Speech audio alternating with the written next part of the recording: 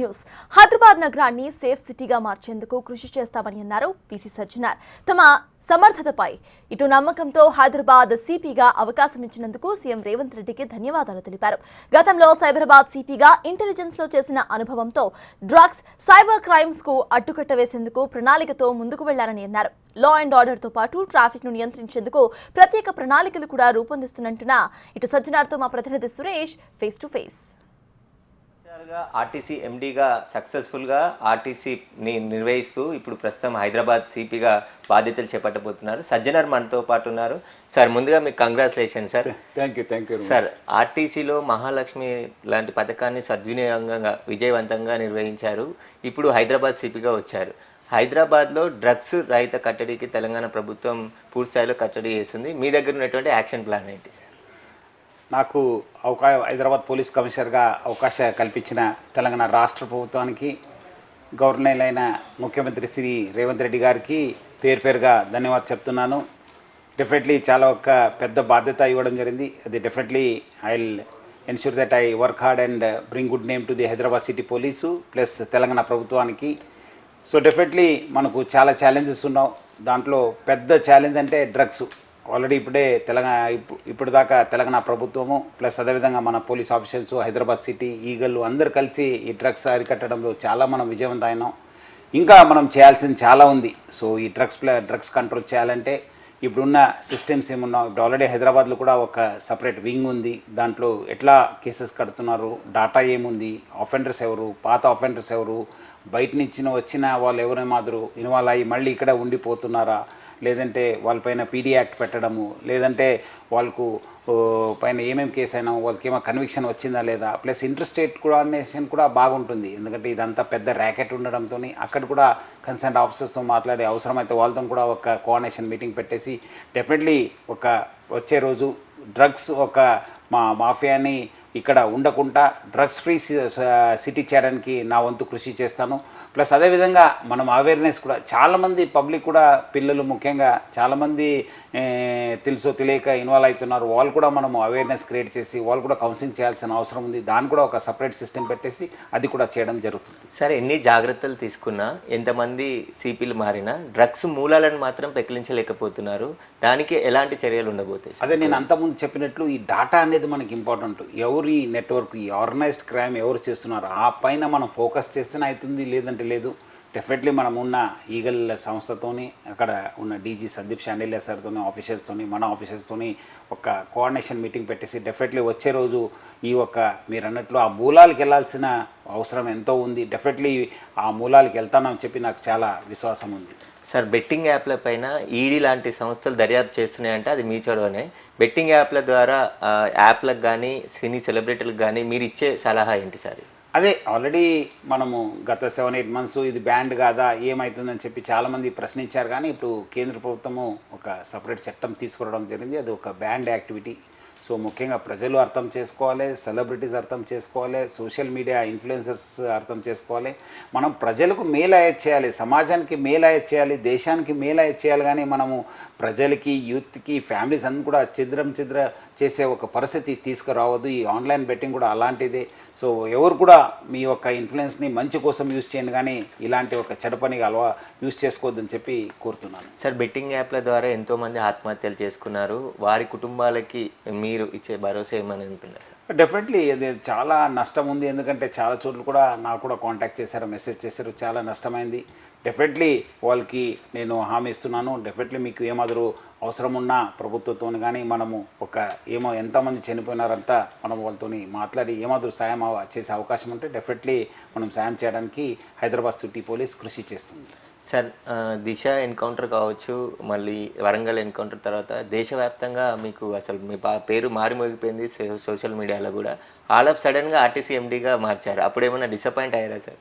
నేను డిసప్పాయింట్మెంట్ అనేది నాకు ఎప్పుడు కూడా లేదు. ఎందుకంటే మనము జాబ్ అయినప్పుడు మనం ఎప్పుడు కూడా యూనిఫామ్లో ఉండాలనేది మనకు ఏమి ఉండదు. ఏ జాబ్ వచ్చినా మనకు నేను మన కర్ణాటకలో పెద్ద సెయింట్ ఉన్నారు, లార్డ్ బసవా అని చెప్పి, దేశవ్యాప్తంగా ప్రపంచవ్యాప్తంగా కూడా వర్క్ ఈజ్ వర్షిప్. మనము పని చేయాలంతే.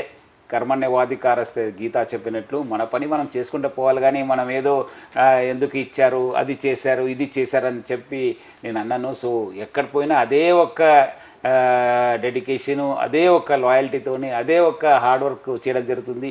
నేను ఇంటెలిజెన్స్లో కూడా చేశాను.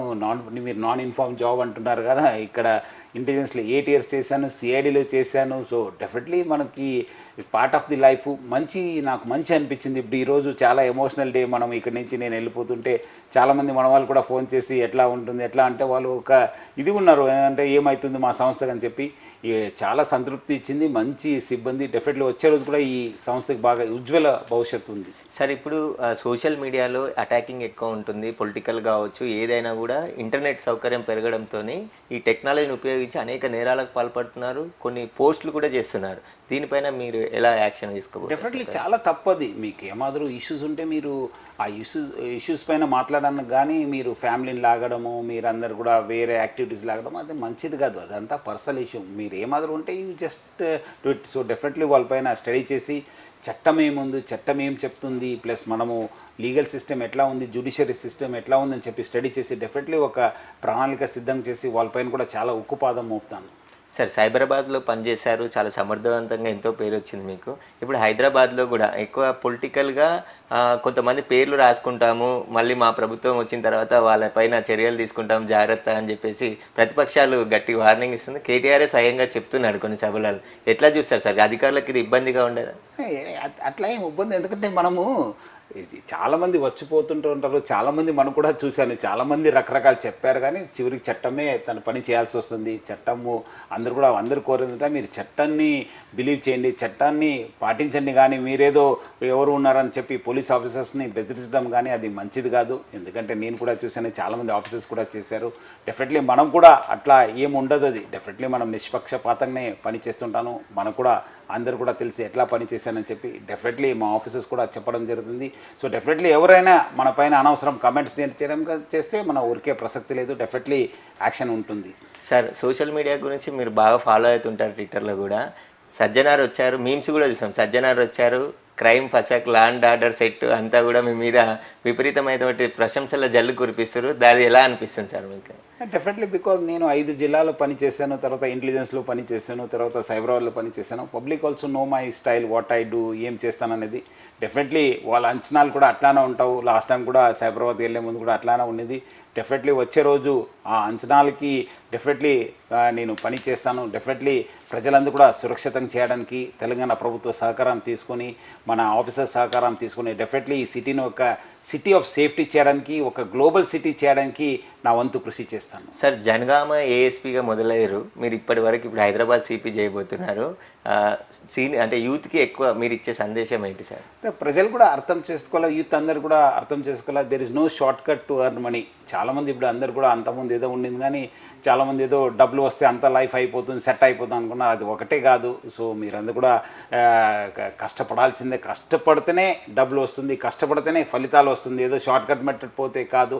అదేవిధంగా మీకు టైం దొరికినప్పుడంతా మీరు చాలామంది సోషల్ మీడియాలో ఉంటున్నారు, మంచి పని చేయడానికి మీరు కృషి చేయండి. డెఫినెట్లీ మీకు కూడా మంచి జరుగుతుంది, ఫ్యామిలీ కూడా మంచి జరుగుతుంది. మీరు అనవసరం ఇల్లీగల్ బెట్టింగ్ కావచ్చు, ఇల్లీగల్ యాక్టివిటీస్లో ఇన్వాల్వ్ కావద్దని చెప్పి కోరుతున్నాను. సార్ ఇప్పుడు హైదరాబాద్ అంటేనే మొత్తం సైబర్ క్రైమ్ కావచ్చు, వివిధ రకరకాల క్రైమ్స్ అవుతున్నాయి సార్, దేశవ్యాప్తంగా కూడా అవుతున్నాయి. దాని పట్ల ఎలా ముందుకెళ్ళే అవకాశం ఉంది సార్ ఒకవేళ?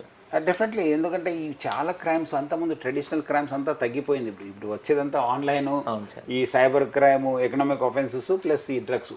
డెఫినెట్లీ దీనికి ఆల్రెడీ నేను మన వాళ్ళతో కూడా మాట్లాడడం జరిగింది, కొంతమందితో ఎట్లా చేస్తే బాగుంటుంది అది కూడా ప్లాన్ చేయడం జరుగుతుంది. ఐ థింక్ వచ్చే రోజు మనం అంతా రివ్యూ మీటింగ్స్ అయిన తర్వాత will prepare a plan and will come before the public also what we are going to do and what is the cooperation. నాకు వాళ్ళ సహకారం ఎట్లా కావాలనేది కూడా మనం తెలియపరుస్తాను. సార్ హైదరాబాద్లో ట్రాఫిక్ కూడా బాగా పెరుగుతుంది సార్, వెహికల్స్ పెరుగుతున్నాయి కానీ రోడ్లు అంతే ఉన్నాయని చెప్పేసి అంటారు. దాని గురించి ఏమైనా యాక్షన్ ప్లాన్ ఉండే అవకాశం? అదే, ఎందుకంటే నేను కూడా అక్కడ సైబరాబాద్లో చూశాను, రోజుకు వేరే వెహికల్ పెరుగుతున్నాం.